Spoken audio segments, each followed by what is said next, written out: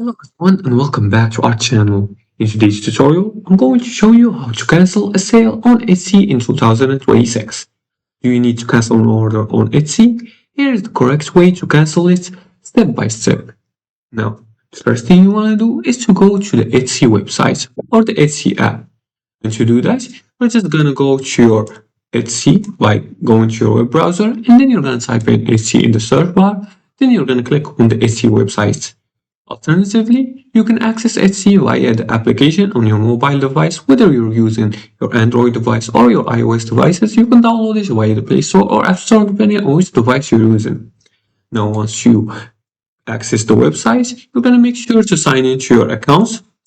And once you do that, you're going to click on the Shop Manager by clicking on your accounts. And you're going to see the Shop Manager store. You're going to click on it to finish setting up your accounts.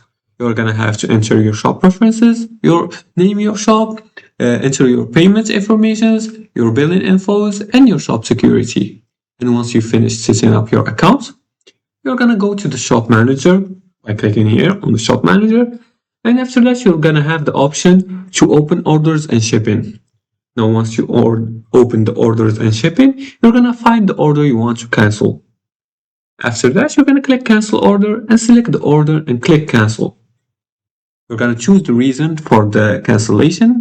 You're going to select, for example, buyer requested a cancellation or item unavailable. Then you're going to issue the refund. You're going to confirm the refund amounts, and Etsy will process the refund automatically.